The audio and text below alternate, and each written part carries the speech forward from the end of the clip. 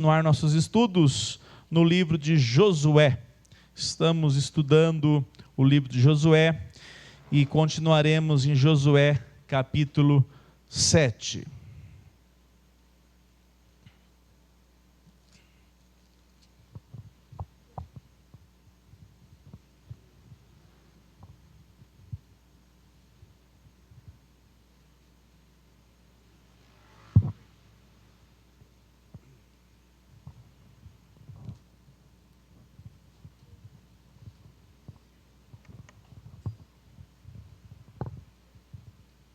Josué capítulo 7, nós leremos de acordo com que o desenvolvimento da mensagem acontecerá. Oremos então. Senhor, muito obrigado por essa noite. Nós te louvamos, nós te exaltamos. Obrigado, Senhor, porque o Senhor nos trouxe até aqui. O Senhor tem cuidado de nós, sustentado as nossas vidas. Nós te agradecemos pelas nossas famílias, te agradecemos pela saúde, te agradecemos, ó Deus, não porque tudo está bem, mas porque o Senhor governa a nossa história. Confiados em Ti, Senhor, queremos ser edificados pela Tua palavra, queremos ser fortalecidos, confrontados e queremos agradá-lo a cada dia, Senhor. Que nesta hora o Teu Santo Espírito nos ilumine, falando ao nosso coração. É a nossa oração, é a nossa súplica, pedindo em nome de Jesus Cristo, nosso Senhor e Salvador. Amém. Amados irmãos, nós falamos sobre o capítulo 7, é um capítulo muito conhecido, essa história aqui em Josué. Mas nós temos que relembrar, o capítulo 6 traz a história onde Deus deu a um povo que não tinha exército, que não tinha armamento capaz, mas Deus era o bem maior. Israel só tinha Deus, e com isso, eles eram irresistíveis. Deus deu a Israel a vitória contra uma cidade toda fortificada. A cidade de Jericó, ela era literalmente um muro intransponível. Ela era uma cidade toda fortificada. Eu já mencionei várias vezes, corriam carruagens em cima dos muros, tamanha a largura desses muros. E Deus deu a vitória à nação de Israel, um povo que estava peregrinando no deserto, e após chegar na terra chamada Canaã, Deus entrega Jericó, que era justamente o primeiro povo que eles iriam enfrentar, após Deus dar também a vitória, passando o Rio Jordão a pés enxutos. Deus abre o Rio Jordão e esse povo passa, de maneira que Deus estava com eles. Que vitória extraordinária aconteceu aqui no capítulo 6. Então nós chegamos no capítulo 7. E no capítulo 7 nós vamos ter um dos enredos mais solenes do Antigo Testamento, da história do povo de Deus, porque nós temos algumas informações importantes, e eu quero ler com você a partir do verso 10, diz assim: então o Senhor disse a Josué, levante-se, porque você está assim prostrado sobre o seu rosto? Israel pecou, quebraram a minha aliança, aquilo que eu lhes havia ordenado, pois tomaram das coisas o quê? Condenadas, furtaram, mentiram e até debaixo de sua bagagem o puseram. Verso 12, por isso os filhos de Israel não puderam resistir aos seus inimigos, viraram as costas diante deles, porque Israel está condenado à destruição. Vamos juntos essa parte? Não continuarei com vocês, se não eliminarem do meio de vocês a coisa roubada. Amados irmãos, após essa vitória de Jericó, o capítulo 7 diz que havia um homem chamado Acã, e esse homem fez algo que era abominável. Deus tinha deixado ordens claras, que tudo o que estava acontecendo com Jericó não era um genocídio, não era porque Deus odiava o povo de Jericó. Tanto é que Deus salvou uma família toda. A família de quem lá em Jericó? Raabe. Mas era na verdade juízo de Deus sobre aquela nação. A abominação de tudo que eles praticavam ao longo de tantos séculos supitou. E a ira de Deus estava sendo derramada sobre aqueles homens e mulheres cananeus. Deus manda Josué destruir tudo. E os despojos, Deus manda não pegar para si. Eles deveriam colocar para Deus. E nós vamos ver aqui que há uma relação direta, porque Deus chama aqueles despojos de anátema. Essa é a tradução que nós temos do Novo Testamento, quando nós pensamos no Herem, uma palavra do hebraico, herem, que ela define o que é consagrado ao Senhor, inclusive aquilo que o homem não deve possuir, porque foi consagrado ao Senhor. E tocar, subtrair, tomar posse de algo que Deus tinha dito, era meu, é meu, trazia maldição sobre o povo do Senhor. O capítulo 7, versículo 1 em diante, diz assim, primeiro versículo diz o seguinte, parte B do versículo, fala de Acã, e diz o seguinte, ele pegou para si uma parte das coisas, o quê? Condenadas. Aquilo que Deus disse, isso é maldito, não quero que vocês peguem. A minha maldição será sobre aqueles que a tomarem, porque é meu. Há uma relação direta com aquilo que Deus coloca lá em Levítico, dizendo, aquilo que é separado para mim, seja bom, seja o que for, se é consagrado para mim, não toquem. Não havia a restituição daquilo que era consagrado ao Senhor. É uma das páginas interessantes da história de Israel. Herem, uma pronúncia assim no hebraico. É a mesma ideia do anátema, não toque, porque eu vou colocar maldição sobre aquele que assim tomar. Mas observe, o capítulo 7 descreve que Josué envia homens para uma guerra, mas era uma guerra pequena, era a cidade chamada Ai. E nesse contexto, depois de uma vitória tão grande como foi em Jericó, para vencer um vilarejo, não precisava de um grande exército. E eles cometeram um erro terrível. Eles colocaram a ação do homem à frente da direção de Deus. E agiram de maneira a desprezar a presença do Senhor e a sua direção. E foram com poucos homens, e o texto narra, nós já estudamos alguns domingos atrás, estou só relembrando os irmãos, eu acho que precisa encostar um pouquinho para mim, Rogério Gomes, que de vez em quando me atrapalha o som lá fora. O texto diz que eles voltaram derrotados, foram em poucos, e os poucos que foram, o pessoal da cidade de Ai deu um coro, e eles, além de tudo, voltaram envergonhados, e 36 homens, pais de família, perderam a vida. Josué se lança em tristeza, em choro. Josué não pediu a direção de Deus, foi um ato falho desse capitão aqui, um homem temente ao Senhor.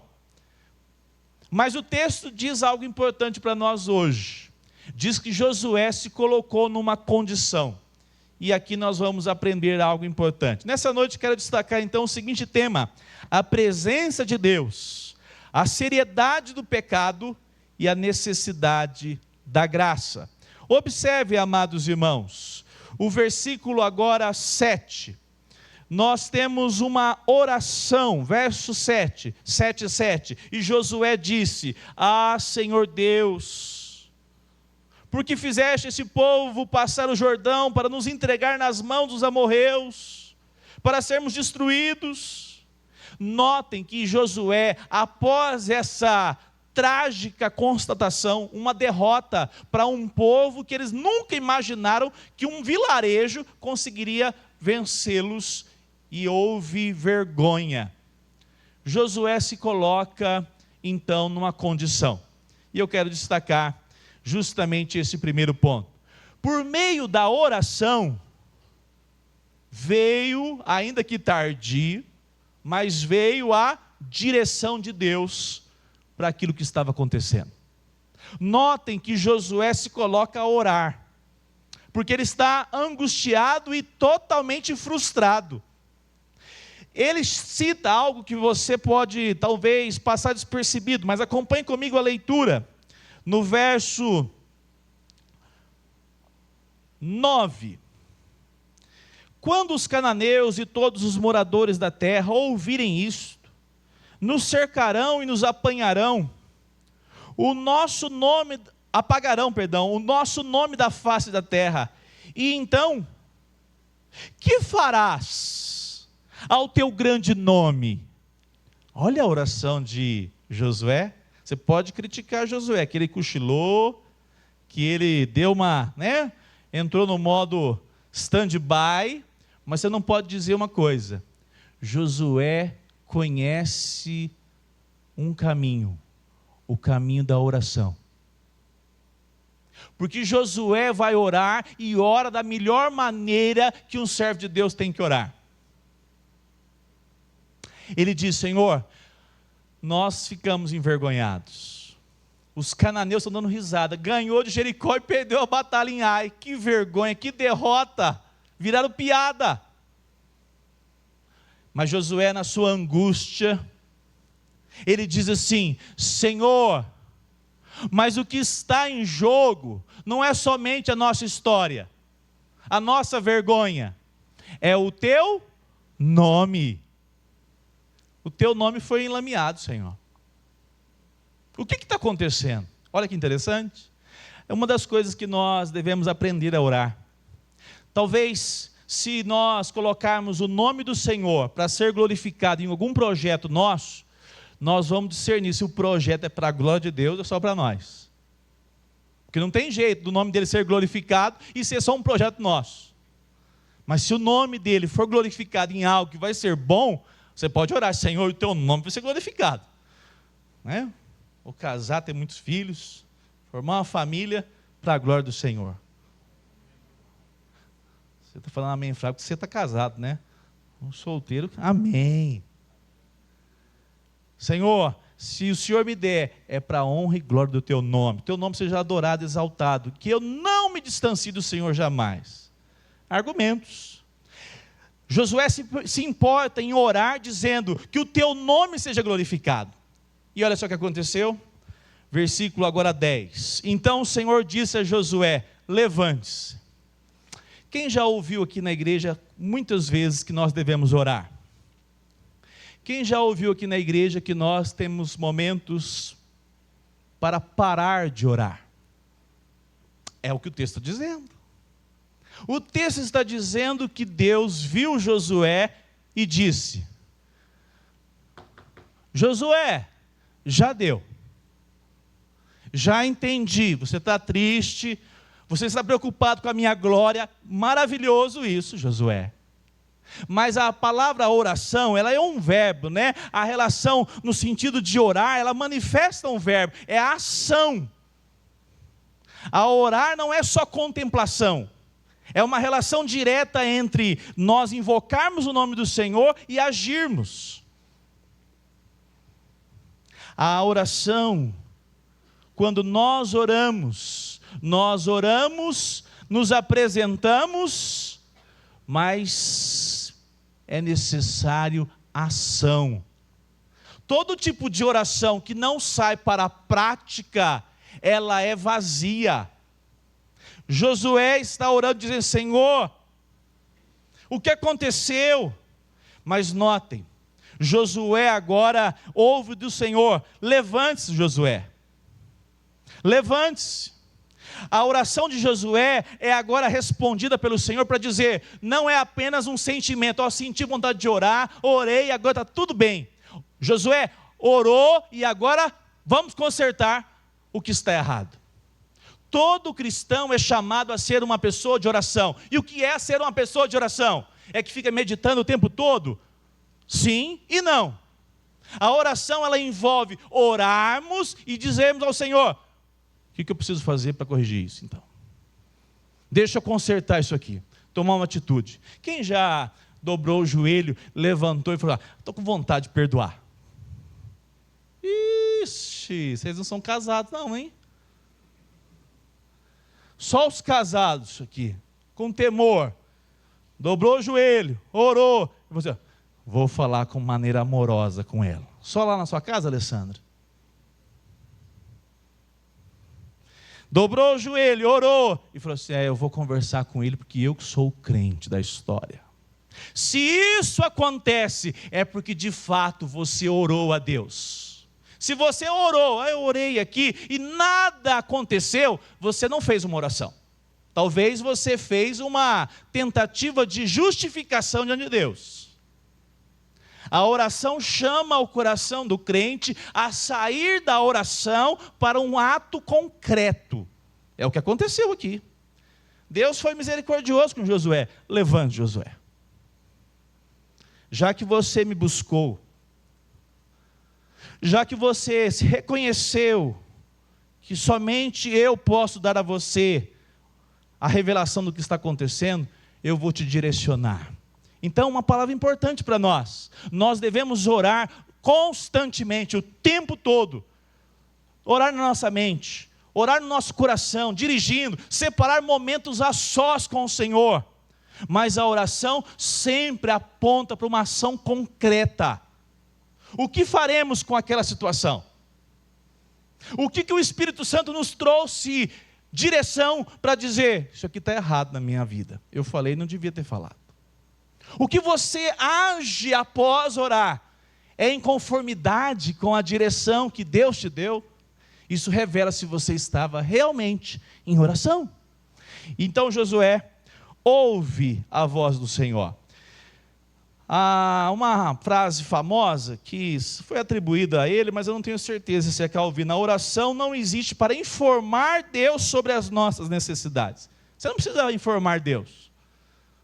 Ele já conhece de todas as situações. Mas olha só, mas para nos colocarmos em submissão à sua vontade. Aos maridos novamente, às esposas. Deus quer que você ame a sua esposa cada dia mais. Deus quer que você ame cada vez mais o seu esposo. Nós vivemos uma relação familiar, os filhos, amando aos pais, honrando eles. Mesmo você fala: não, mas eu estou chateado. Mas o Senhor pede que eu tenha um coração submisso, amoroso. E quem vai te dar força? A oração diante de Deus. Aí o Espírito Santo vem, trabalha no seu coração, você ganha forças para você ir e agir conforme o Senhor deseja. A palavra do Senhor nos direciona. Verso 12, Deus traz a resposta chocante. Por isso os filhos de Israel não puderam resistir aos seus inimigos, viraram as costas diante deles, porque Israel está condenado à destruição. Não continuarei com vocês, se não eliminarem do meio de vocês a coisa roubada. A questão não era a estratégia militar que deu errado lá em Ai. A gente parece muito aqui nesse contexto, essa realidade de Josué. A gente pensa assim: não, mas eu tinha planejado isso. Tem horas que nós nem sabemos. Fala assim: Senhor, parece que o problema foi que a empresa, aconteceu isso, a pessoa. Mas uma coisa é certa. Nós devemos parar e fazer: Senhor, por que de repente não encaixou, não foi? E qual que é a pergunta que nós devemos fazer? Senhor, se esse projeto está dando certo demais, ou se esse projeto naufragou na minha história, eu não estou entendendo. A única coisa que eu preciso saber, Senhor, é se o Senhor está comigo, se o Senhor está com a minha casa. Notem o que Deus responde a Josué. O problema era espiritual. Deus declara: Josué, há pecado, há coisa condenada, anátema no meio da nação de Israel, no meio do povo de Deus. Deus está dizendo: eu não estarei mais com eles, com vocês. Irmãos, isso é seríssimo. Se Deus é por nós, e se Ele for contra? Perdidos estamos. A pior tragédia na sua e na minha vida, na nossa realidade como comunidade, como igreja, é se Deus não for por nós. Se nós estivermos lutando contra Deus. Como é que nós fazemos isso? Quando nós não nos submetemos à sua voz, à sua direção. Quando nós não nos curvamos dizendo: Senhor, é essa mesma direção. E é engraçado, né? Tem hora que as coisas estão tudo indo bem e está tudo errado, né? E tem hora que está tudo errado e está tudo indo bem. Porque Deus, como é que Samuel respondeu? Porque Deus não vê Samuel como o homem vê. Deus não vê como o homem vê o sucesso material, a beleza, a vaidade, a glória, e diz: está tudo maravilhoso, saúde, bonito e rico. Deus se revela, mas Ele se revela tantas vezes para nós atentarmos: Deus está comigo? É obra das minhas mãos ou é obra do Senhor?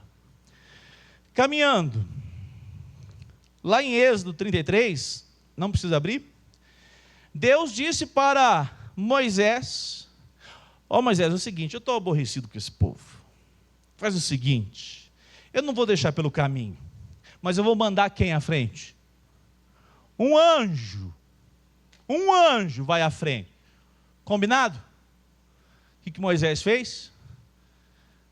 Se for preciso, Senhor, risca meu nome, Senhor, mas eu não posso, Senhor, eu não posso concordar que a Tua presença, o Senhor que nos tirou do Egito, não estará mais conosco. Será que nós nos importamos de fato, dessa maneira, em sermos dirigidos por Deus? Ou de acordo com o seu sucesso, de acordo com a sua vida profissional, sentimental, tudo caminhando bem, você diz: está tudo bem. Ou de fato nós temos coragem de dizer como Moisés: Senhor, eu não quero anjo nenhum. O compromisso que eu ouvi do Senhor, o Senhor que me chamou, é que o Senhor mesmo nos conduziria. Eu não posso abrir mão da Tua presença. Senhor, olhe para esse povo e tenha misericórdia desse povo. Ele intercede. Josué faz o papel de um crente que tem zelo pela presença de Deus na sua história. Nós, como igreja presbiteriana, na cidade de Uberlândia, nós devemos orar sempre dizendo: Senhor, o Senhor está à nossa frente, o Senhor está nos conduzindo, é o Senhor quem está nos direcionando, porque se não for o Senhor, nada vale.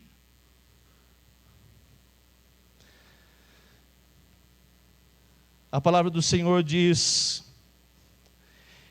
que Acã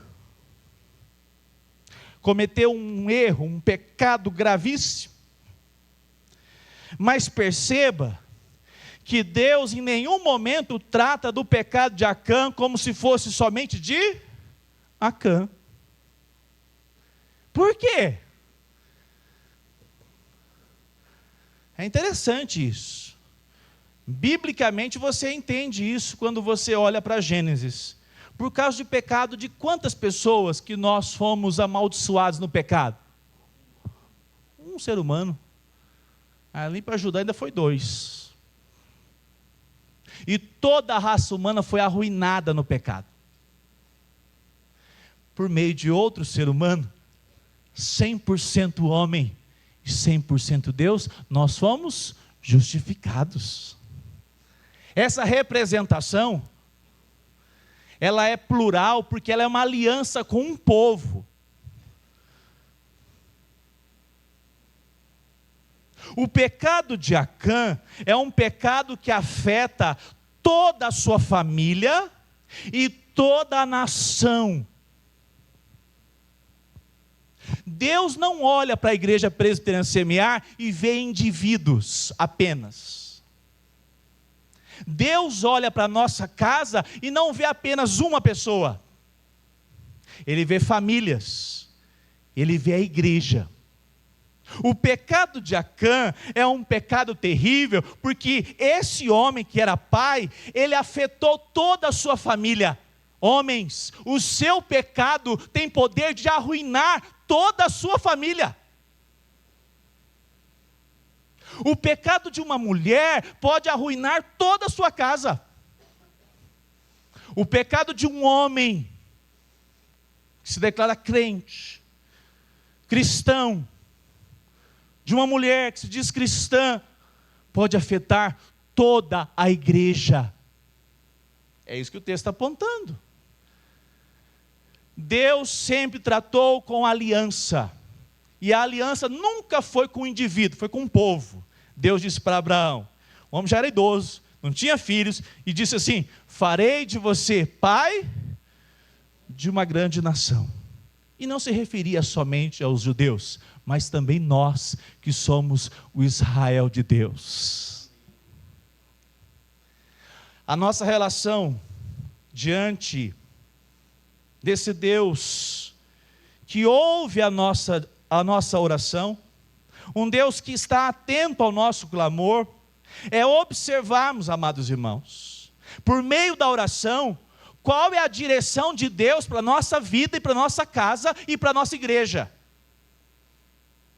Por isso que eu fico me importando tanto que você vem orar na quarta-feira aqui. Eu queria todos os oficiais da igreja aqui presentes. Todos. Se eu pudesse, eu mandava um documento. Só não vem se tiver internado no hospital. Assina aqui, né? Todos os homens aqui dessa igreja. Todas as mães. Nós vamos confessar a nossa falta diante do Senhor. Porque se houver algum pecado no nosso meio, Senhor, nós estamos todos aqui prostrados para dizer: perdoa-nos. A oração é uma maneira de nós termos o nosso coração sintonizados em Deus, para nós não passarmos despercebidos que nós estamos distanciando do Senhor, e nós achando que está tudo indo bem. Às vezes vem uma terrível derrota para acordar. Isso aqui foi misericórdia de Deus, apesar de toda a tragédia. Porque tinha coisa que precisava ser revelada. Amado irmão, amada irmã, quem orou durante essa semana, algum momento, orou? Valorize a presença de Deus na sua caminhada. Não negocie ela. Um segundo aspecto, versículo 13, vamos acompanhar a leitura, por favor. Levante-se e faça o quê? Santifique o povo e diga, vamos juntos? Santifiquem-se para amanhã, porque assim diz o Senhor, Deus de Israel: há coisas condenadas no meio de vocês, ó Israel. Vocês não poderão resistir aos seus inimigos, enquanto não eliminarem do meio de vocês as coisas condenadas. Santifiquem-se. Lembra lá do início do capítulo 2, Deus disse assim: diga ao povo que se santifiquem. Vocês lembram disso? O que Deus iria fazer?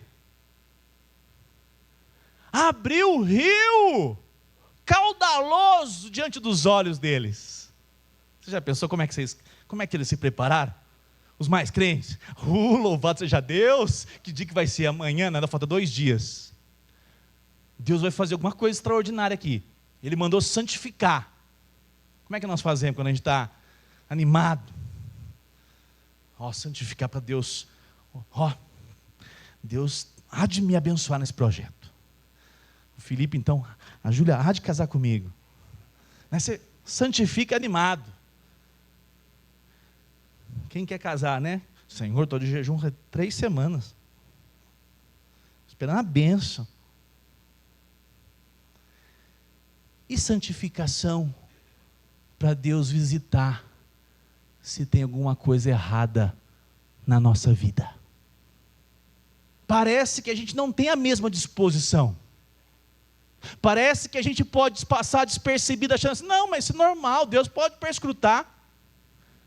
Olha o que Deus faz de maneira solene. Deus não podia falar assim,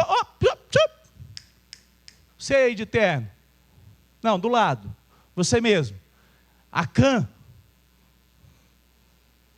Josué, procura o homem lá. O nome dele é Acã.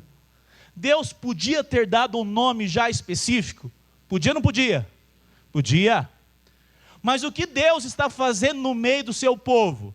Algo pedagógico. Porque ele sabia que no século 21 haveria uma igreja presbiteriana semear em Uberlândia que estaria estudando esse texto. E ele, de maneira graciosa, está ensinando como é que ele está perscrutando a igreja, o seu povo. Ele não dá o nome, ele vai de maneira pedagógica, dizendo: santifiquem-se. Só há uma maneira, Josué, de eu não ir embora, de eu não deixá-los, de não abandoná-los, senão eu vou embora. Santifiquem-se.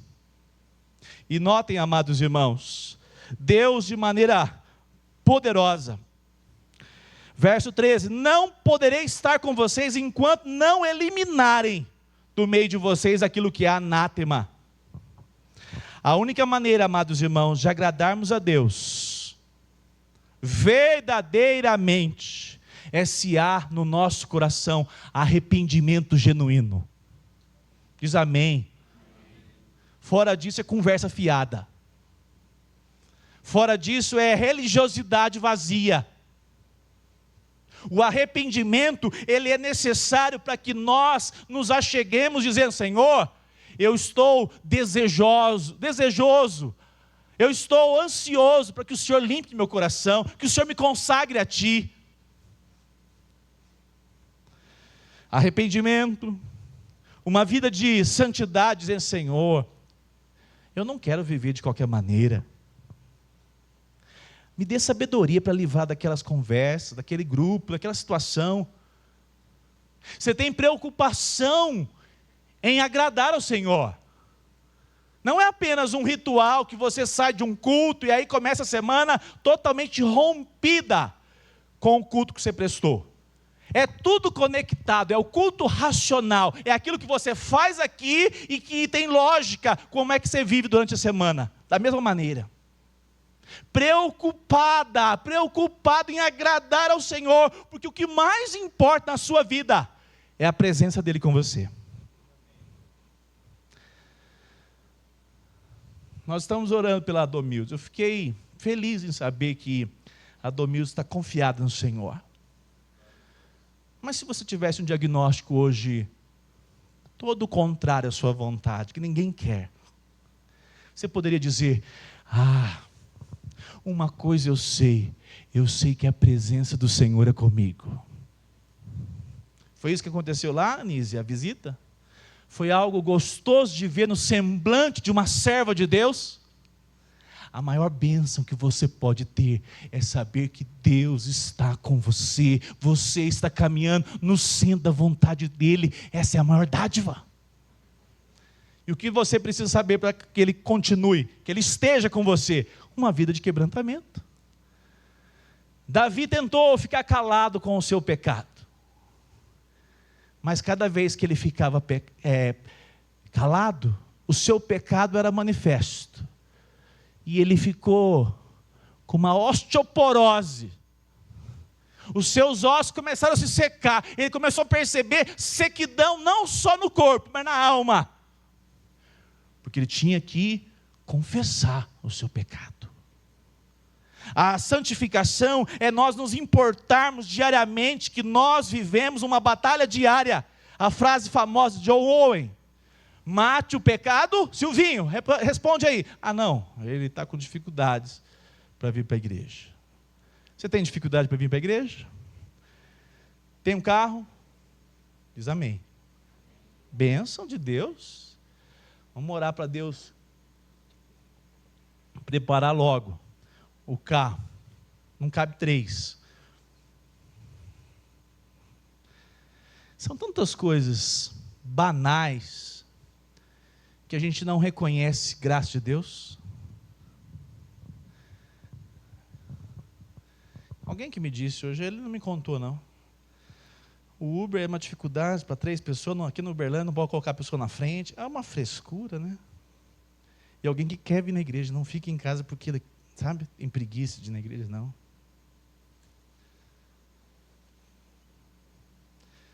Mate o pecado, ou o pecado matará você. Ou nós enfrentamos o pecado de maneira: Senhor, me ajude. Você necessita disso diariamente, porque senão o pecado irá matá-lo. John Owen, um dos homens mais piedosos. Tem a biografia dele aí? Compra. Manda o boleto. Tem que ter. Amados irmãos, Josué ouve do Senhor a direção. Josué ouve, nós devemos nos santificar. Eu fico pensando, Josué com a sua casa. Não é possível que foram uns meninos desses aqui, meu. Você pensou, Josué começou a...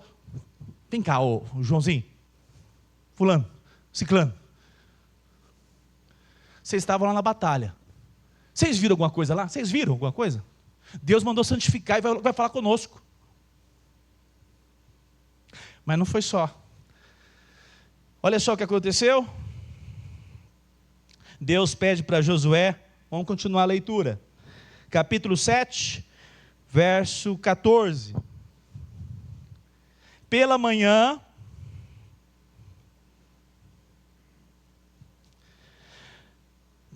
pois, vocês se apresentarão segundo as suas tribos. E a tribo que o Senhor designar por sorteio, se apresentará. Você já pensou essa noite aqui? Como é que foi essa noite aqui, gente? Vamos mobilizar aqui, ó. Tem uma coisa gravíssima no nosso meio. E o Senhor diz: santifiquem-se, porque está oculta. O pecado não está revelado. Aí Deus diz: amanhã santifiquem-se. Santificar então o que é? O que é fazer o quê? Se arrepender dos seus pecados é uma oração? E fica só na palavra? Então vocês já estão entendendo. Você já pensou, cada família daquela noite, amanhã o Senhor vai revelar onde está o pecado. Como é que foi os pais piedosos? Rapaz, você não pegou nada não, né? Não foi você não, né?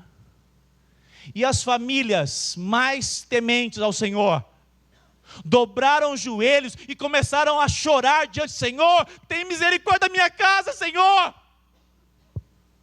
Tem misericórdia da minha família, Senhor! Deus podia dar um nome, e Deus trouxe de maneira didática, para que todos hoje entendamos que Deus é um Deus santo, deseja santidade no meio do seu povo, e esse santo quebrantamento deveria impactar as famílias. Você já pensou o mais crente? Rapaz, louvado seja Deus, Senhor. Mas na hora que eu vi aquela placa de ouro, eu só não peguei, porque o Senhor teve muita misericórdia de mim, e eu desviei meu olhar. Aquela noite foi marcada por quebrantamento em Israel.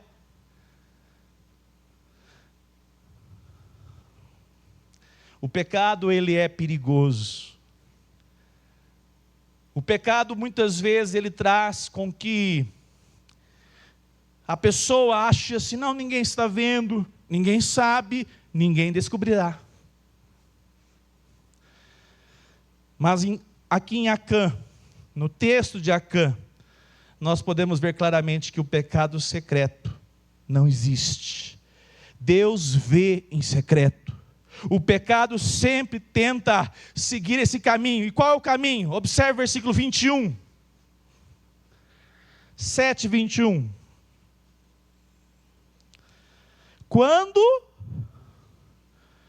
Vamos juntos. Quando vi entre os despojos uma boa capa babilônica, uns 2,5 quilos de prata, e uma barra de ouro pesando mais de meio quilo. O quê? Cobicei essas coisas e as peguei para mim, e eis que estão.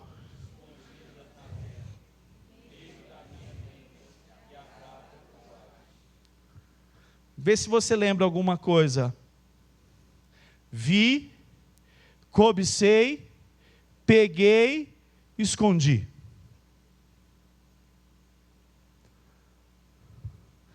Para deixar você mais tranquilo, parece com os seus pais, Adão e Eva. Parece com o seu e com o meu pecado. O pecado tenta nos seduzir porque nós colocamos os olhos nele. Eva foi tentada naquilo que viu, e depois que viu, ela cobiça, ela deseja ter aquilo. Depois que ela deseja, ela parte para uma outra ação, outro verbo. Pegou. Alguém já disse que é aquela coisa de ver, cobiçar, pegar, esconder, depois lavar a boca, passar fio dental, não aconteceu nada. A tentativa de ocultação era para que Deus não fosse atento ao que estava acontecendo. Mas esse padrão, amados irmãos, é aquilo que nós vivemos diariamente, o desafio diário de nós não cairmos nas armadilhas do pecado. Davi estava lá à toa, ao invés de estar o quê? Comandando o seu exército. Desejou uma mulher que não era dele. Cobiçou, tomou antes no pensamento, na cobiça e depois na prática. A tragédia que foi esse pecado na história de Davi, e tentou esconder. Quando nós observamos isso, amados irmãos, é uma sequência perigosa que dia após dia ronda a sua vida e a minha. Alguém já disse que nós temos que tomar cuidado com o que vemos. Eu tenho uma frase que eu uso assim para a Gisele: não tem como desver, para o bem ou para o mal, né? Mas nós procurarmos uma segunda vez, é pecado.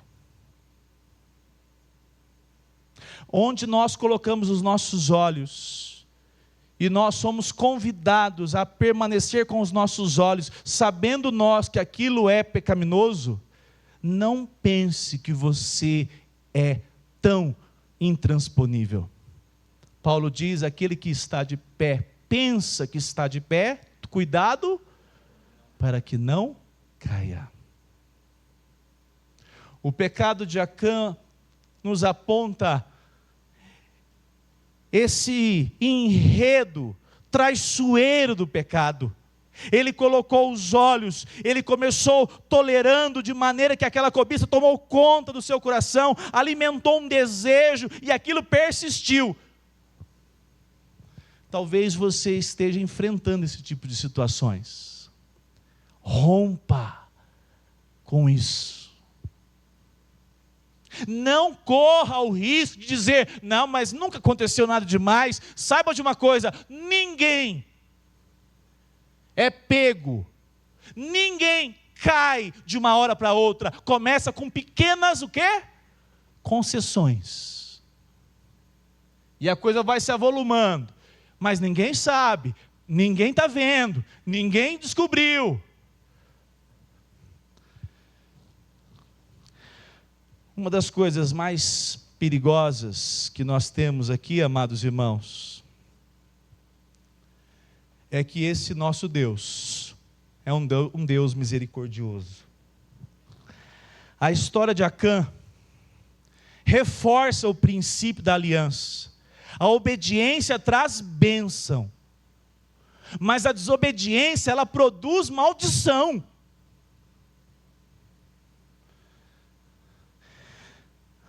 Alguém já disse, e está certo, que nós somos portadores da presença de Deus por meio de Cristo Jesus, amém? Davi era um homem piedoso. Você leu o Salmo 51 no início do culto? Restitui-me, Senhor. Como é que a gente lê o Salmo assim? Restitui a alegria. A gente não tem a dimensão do que estava acontecendo. É assim, Senhor, eu não mais experimento da tua presença.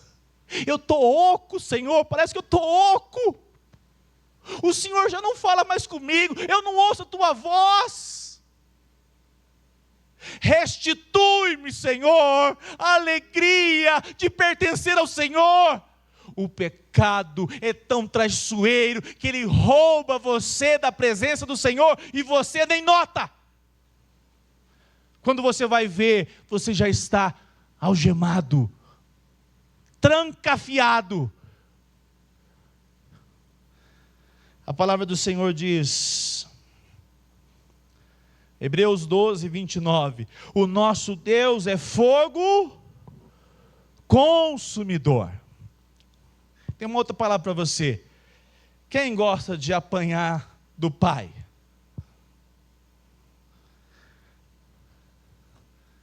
Devia gostar. Porque Deus ama aquele que Ele corrige. Você nunca foi corrigido? Então você é possível um projeto delinquente. Ou um delinquente inteiro. É só não corrigir. Faz tudo o que quiser. 15, 14 já é um delinquente formado. Haja vista, nós professores sabemos muito bem. Né, Felipe? Quando nós dizemos, Senhor, o Senhor fez com que a maldição de Acã fosse sobre a sua vida e sobre a sua família. Eu quero fazer um convite a você hoje, meu irmão, minha irmã. Talvez você tenha um pecado que está oculto. Talvez você já tenha lidado há semanas, porque não meses, anos. E você diz, não, mas ninguém está sabendo, eu controlo muito bem. O pastor Augusto Nicodemo diz que tinha um marido que a esposa dizia, pastor, meu esposo tem uma amante. E pode conversar com ele. Aí o pastor chamava o marido. Ele no começo do ministério dele. E ele disse assim, depois de 40 anos, pastor velho já conhece um bom mentiroso. Porque começa a dar uns, na hora que ele está falando, assim, uns streamlink, né? uns chutes. E o cara dá uma entregada que está nervoso, mentindo, né? Mas diz que o marido falava assim: pastor, desde novo essa minha esposa tem ciúmes de mim. Mas falava assim, parecia né? Um líder assim, piedoso. E o marido falou assim: olha, pastor, só pode ser ciúmes. O pastor falou para a esposa: você tem alguma prova? Não, não tenho nada não. Então, minha irmã, então não tem jeito, vou fazer o quê, né? Passado poucos meses, e o maridão foi lá: não, pastor, é ciúmes, né? Marido como eu, né? Faltou falar isso, né? E foi embora. Daqui a pouco a mulher, certo dia, distraído, porque pecado é assim, né? A boca, como é que é o ditado? A boca torta é o costume. Me fugiu. A boca torta é o costume do cachimbo, né? Ou algo assim. O cachimbo faz a boca torta, exatamente. A pessoa não vai percebendo, vai caminhando. Um dia a mulher pegou lá os prints. Era SMS ainda. A amante. Tudo ali. Ela pegou o quê? Vou lá para o pastor. E ela não contou nada para ele. E o pastor chamou. Ó, tal dia, tal hora. Tá bom, pastor. Tudo bem, pastor? Bem? Vai falar que foi novamente a minha esposa. Pastor, oh, meu Deus do céu. Ela foi. Não, pastor, olha, eu quero pedir desculpa ao o senhor saiba que... mas ela mandou isso aqui junto, ó.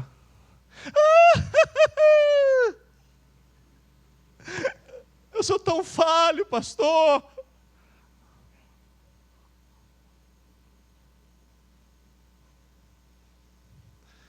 Arrependimento diante da tragédia. Você já pensou que Acã teve a oportunidade a noite toda? Josué, não precisa fazer mais nada, não. Sou eu.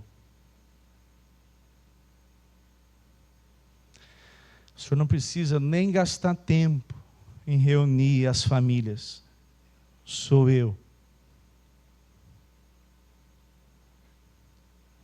Uma noite toda, horas a fio, pensando: eu não vou ser descoberto. Eu não vou ser descoberto. E o pecado, ele é tão terrível que ele convenceu Acã. E naquele momento ele não confessa. Ele teve a oportunidade e não confessou. Talvez, a gente nunca vai saber, talvez a história seria diferente. Nós não sabemos. Talvez sim, talvez não. Eu quero dizer uma palavra para você importantíssima. Não corra esse risco. Não perca a sua família. Não corra o risco de produzir uma tragédia para sua esposa e para os seus filhos. Não seja uma pedra de tropeço para a igreja que você congrega. Se apresente hoje, em primeiro lugar, diante do Senhor. E se você precisar de ajuda, eu estou aqui para ter, inclusive, confessionalidade e de maneira sigilosa, se for preciso. Mas não continue naquilo que você diz: esse é um pecado, mas é um pecado que ninguém sabe, eu estou tentando driblar e nunca aconteceu. Isso pode ser uma tragédia para você, sua família e para a igreja. O Senhor nos chama a nos colocarmos diante dEle, porque Ele é um Deus santo, um Deus que é fogo consumidor. Deus não tem problema em perdoar pecados que nós produzimos. Deus tem problema em você deixar o pecado camuflado, o pecado sendo guardado. Você já viu aquela oração? Como é que a gente peca? A gente peca em atacado ou em varejo? Só peca só numa área? A gente peca num varejo, não é? Aí você chega à noite, como é que você faz a oração? Atacadista. Senhor, perdoe a multidão dos meus pecados. Oração que não tem sinceridade. Você quer agradar ao Senhor? A Bíblia diz que nós não devemos entristecer, apagar o Espírito de Deus. Olha a regra. Pecou, confessou. Pecou, confessou. Na hora. Nada acumulado para o fim da noite. Você fala, Senhor, perdão, eu pensei de maneira maliciosa, lasciva, fui sujo, tem misericórdia, Senhor. Você pode orar na sua mente, mas você está combatendo o pecado.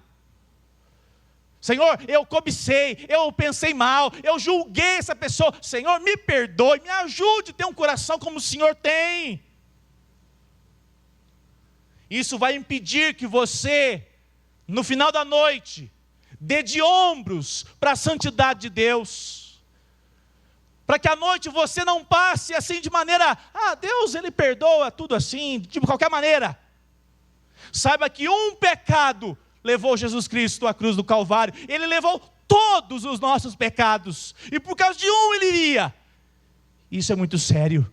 O pecado de Acã é uma revelação do quanto Deus é santo. E louvado seja esse Deus. Quero fazer um convite para você. Nós que somos pecadores, podemos confessar os nossos pecados, e Ele é fiel e justo para nos perdoar. Eu não sei de você, eu com 40 e tantos anos, eu já caminho assim, Senhor, obrigado. Eu sou um miserável pecador, mas a cada dia eu estou vendo a Tua graça me fortalecer, me dando forças e abandonando velhas práticas que não mais fazem parte da minha mente e da minha vida. Você está progredindo assim? É que você está caminhando em dependência do Senhor Jesus e da sua palavra. Se isso não estiver acontecendo, você está dando de ombros. Vamos terminar? Capítulo 7, 22. Um terceiro aspecto, a necessidade de disciplina. 22 diz assim: então Josué enviou mensageiros que foram correndo à tenda de Acã. Eis que tudo estava escondido nela, e a prata estava por debaixo. Parênteses, fazer uma digressão aqui. Esposas, porque vocês são mais santos que a gente, né? As mulheres viram Jesus primeiro. Heresia 2, tá? Todo pecador igual a gente também, homem. Mas se Deus te deu sensibilidade espiritual, não seja cúmplice do pecado do seu marido. Onde que foi enterrado esse ouro, essa capa aqui? Debaixo da tenda. Nunca saberemos, mas toda mulher sabe tudo, onde todas as coisas na casa estão. Pode morar numa cabana, como eles moravam aqui. Por muito menos, tipo esposa, tipo Gisele e Poliana, ia lá e falava, vou falar uma coisa para o senhor, senhor Josué. Esse miserável pecador pegou essa capa aqui, antes que o senhor falasse. Você tem uma mulher assim? Agradeça a Deus. Conheço um tanto aqui, a Jéssica, é uma turma brava. Elas têm coragem de apontar no nariz e falar assim, você está em pecado, miserável. Vai orar mais. Você faz isso na sua casa? Ou você é cúmplice do seu marido? Não vai na igreja? Tudo bem. Não ora com os filhos? É a geração que nós vivemos. Posicione você, homem, posicione você, mulher, não seja cúmplice daquilo que é obras infrutíferas da sua casa. E se ela não conhece o Senhor Jesus, tenha misericórdia, santifique a vida dela, seja você uma bênção na vida dela ou dele. É estranho isso aqui. O texto diz que eles foram lá e pegaram debaixo da tenda tudo que estava lá. 23, tiraram aquelas coisas do meio da tenda, verso 23. E as trouxeram a Josué e a todos os filhos de Israel, e as colocaram diante do Senhor. Então Josué e todo Israel, com ele, pegaram Acã, filho de Zera, e a prata, e a capa, e a barra de ouro, e os filhos e as filhas dele, os seus bois, os seus jumentos, as suas ovelhas, a sua tenda e tudo que ele tinha, e os levaram para o vale de Acor. Josué disse a Acã: porque você trouxe essa calamidade sobre nós, o Senhor hoje trará calamidade sobre você. E todo Israel o apedrejou.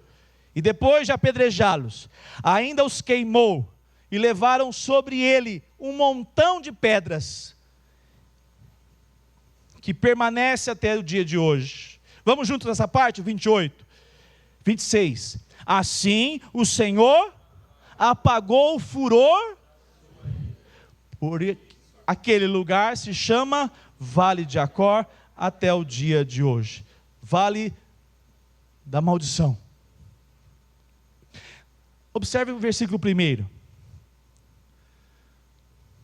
A ira do Senhor se acendeu contra os filhos de Israel. Agora o verso 26.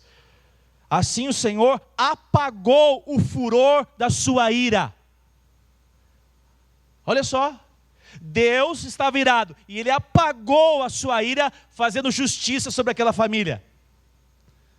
Aí você pergunta: pastor, o Acã foi para o inferno? Muito provável que não. Quer ver a oração dele? Olha lá, verso 20. É verdade, eu pequei contra quem? Ele reconhece, ainda que pego, ainda que tardio, Acã faz uma confissão sincera, genuína, trazendo todos os detalhes. Nós podemos ver aqui uma manifestação clara de disciplina. Nós não podemos julgar a eternidade de Acã. Pertence ao Senhor. Há indícios sim de quebrantamento no último momento, mas isso não impediu a disciplina de Deus. Disciplina porque quantos foram mortos por causa do pecado de Acã? 36 pais de família. Pecados públicos, pecados graves. Pecado é tudo pecado, mas alguns manifestam a necessidade de uma disciplina para ser pedagógica. Olha só o 26. Levantaram sobre ele um montão de pedras. Para que levantar um montão de pedras? Já está morto lá, já foi amaldiçoado. Um montão de pedras, que permanece até o dia de hoje, até o dia que Josué que escreveu isso aqui. Algumas gerações depois, passava lá o menino com a mão dada com o pai, e fala: pai, para que esse montão de pedras? Senta aqui agora, meu filho, que eu vou te contar a história de Acã e a sua família. Eu termino, amado irmão, com o entendimento claro das Escrituras. O Senhor é rico em perdoar. Eu não vou jamais dizer que você vai para o inferno, porque quem te salva é Cristo Jesus. E se você é um verdadeiro eleito do Senhor, isso será verdade. Mas saiba de uma coisa, nós que somos crentes em Cristo Jesus, nós temos que nos atentar diariamente para uma vida consagrada ao Senhor, não tendo nada escondido, porque o preço é muito alto que nós e a nossa casa pode experimentar. Nós, enquanto igreja, nós devemos clamar ao Senhor todos os dias: Senhor, não deixe nada escondido no nosso meio. Nós queremos ser um povo que te agrada, que te honra, porque assim, amados irmãos, nós não correremos o risco de sermos indiferentes à santidade de Deus. Termino. Acã é manifestação da justiça do juízo de Deus. Acã experimentou, ele e sua casa, algo terrível. Mas da mesma maneira que Acã foi levado para fora do arraial, quando nós olhamos para a história de Acã, nós podemos ver um pouco de nós também.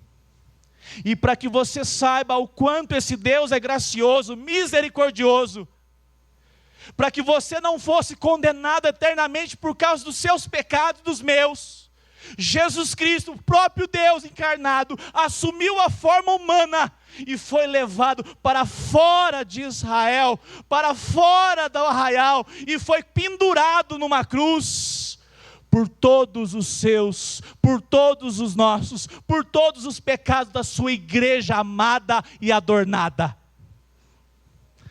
Todos os nossos pecados, Jesus Cristo levou sobre si. Hoje você pode viver não como uma pessoa amaldiçoada, porque não é, mas uma pessoa totalmente agraciada dessa dádiva, que sabendo você que Cristo se fez maldito. Gálatas 3:13, Cristo nos resgatou da maldição da lei, fazendo Ele próprio o quê? Maldição em nosso lugar. Você pode voltar para sua casa, e olha que eu sei bem quem eu sou. Lá em casa nós precisamos da graça do Senhor. É assim na sua casa também? E nós voltamos para a nossa semana conscientes e seguros. Nós fomos abençoados, porque o nosso Salvador foi maldito por causa dos nossos pecados. Como é que você responde a isso? Com santo temor, uma alegria maravilhosa de louvá-lo, adorá-lo, exaltá-lo. É esse tipo de resposta que faz com que a igreja, a sua família, entenda que a nossa salvação em Cristo Jesus foi nos livrar de algo que nós jamais teríamos condições de nos livrar, de escaparmos. Eu termino. Martin Lloyd Jones cita uma frase muito bonita: o maior problema do homem é o pecado, e a maior resposta de Deus é a cruz do Calvário. Quero convidar você, não deixe para amanhã, coloque luz pela ação do Espírito Santo sobre o seu coração, confesse ao Senhor, peça ao Senhor misericórdia sobre a sua caminhada, e viva para a glória dEle. Fique de pé, vamos orar.